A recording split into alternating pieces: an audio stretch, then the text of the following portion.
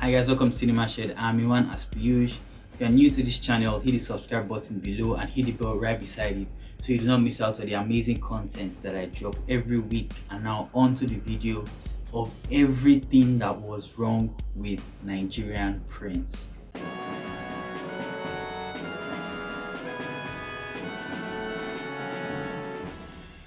So Nigerian Prince is a story about a guy named uszh.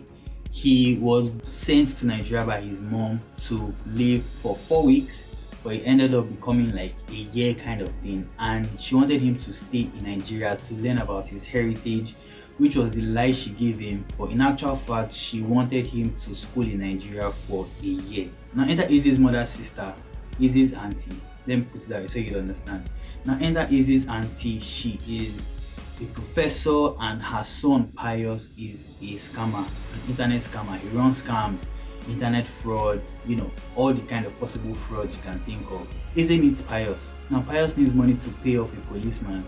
uszh needs money to travel back to America because I can't stay in Nigeria. So they team up to both find a way to, solve their problems basically. Now the first thing that caught my attention, which I could not even understand, was how a law professor was basically living like someone who could not afford 3 square meals.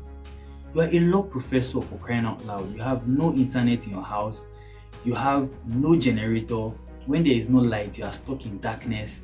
You have no car. You are using kerosene lantern. Kerosene lantern. It was just totally off. It did not make sense. You are a professor. Being a professor alone means that you should be lecturing in the university, yes, at least, but you are going to be working in a very, very high class place. So how can you be living like someone who can't afford 3 square meals? Then we now move forward to the fact that uszh asks her, okay, what does your son do for a living? And she actually opens her mouth to say, oh, he's an internet scammer, he's a scammer, he's a fraudster. I'm like, how can you open your mouth to tell people that, oh, my son is a fraudster? Like, you should be ashamed of it. She was ashamed of it. She was annoyed, with the whole situation and all. But to actually open your mouth and talk about it and say it categorically that, oh yes, this is what my son does for a living, that was just, I could not even understand it at all. Then it got so bad that she was talking about it in public places. They went to a cyber cafe. uszh and his aunt went to a cyber cafe, and the aunt was literally talking about how her son was scamming people. It didn't make sense. She even made a joke of how her son said the cyber cafe systems were too slow for him to run his scams, and they laughed. In my mind, I'm like, how does that, that does not even make sense. It makes no sense at all. Then there was a scene when Pius and another man actually were caught on video trying to scam a US Secret Service agent. They set everything up. It was a well set up thing with the EFCC and the United States Secret Service set it up to catch fraudsters. Now Pius and the man actually scammed him. Like, they showed everything. It was caught on video of them scamming this guy, and they took them in. They were interrogating them. The next thing, someone comes in and is like, we want to talk to you. They talk to the woman, the EFCC official, and she releases them saying they are free to go. Why? Because a policeman paid an EFCC official to release them. Now this is the issue I have with it.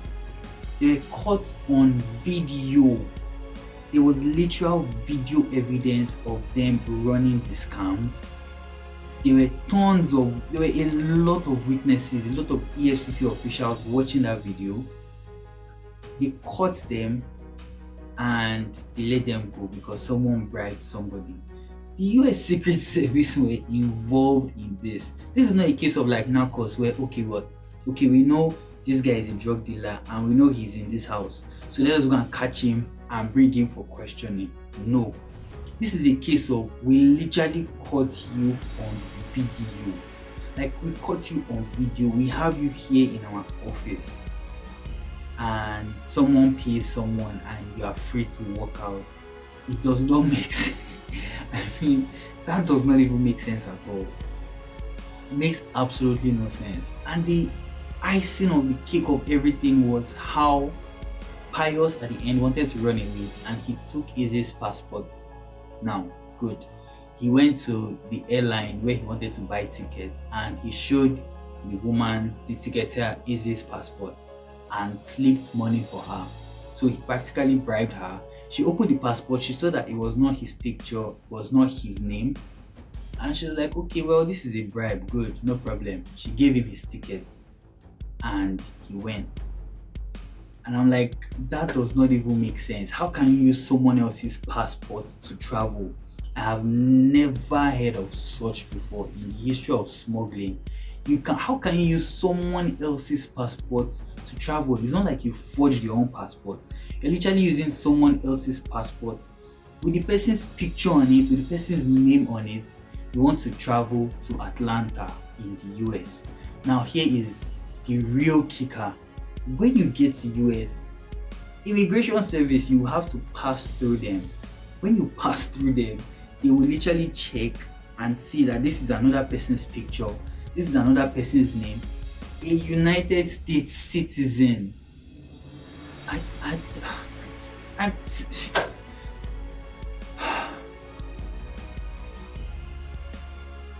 Make it make sense. That's all I can say. Just help me make it make sense. It just did not make sense at all. We are trying to curb that. You know what? Oh, Nigerians are scammers. Nigerians are scammers. The list of the top 20 countries that scam people in the world, Nigeria is not among. Nigeria is not among the top 20. But yet, American media, they are number one. They keep talking about, oh, the Nigerians are the scammers, the Nigerian Prince, Nigerian this. Even in Hollywood movies and series, they have that narrative in their head already. Oh, Nigerian Prince. Oh, you're talking to a Nigerian Prince. Haha, you know he's a scammer, right? You know that person is a scammer. He wants to eat your money or chop your money and all that. Now, in this age where we are trying to, let them know that that is not true, a movie like this comes out and all this movie has done is give them the ammunition they need to continue pushing that narrative to the letter. If you've watched Nigerian Prince, let me know your thoughts in the comment section below. What did you think of the movie in general? And if you haven't and you want to watch it, well, fine, that's good for you. Streaming on Netflix. If you're new to CinemaShed, hit the subscribe button below and hit the bell right beside it so you do not miss out on the amazing contents that I drop every week. Give this video a thumbs up if you enjoyed it, and also don't forget to share your thoughts in the comment section below. Until next time, I remain Miwan from CinemaShed as per usual, and I'll catch you guys later. Peace.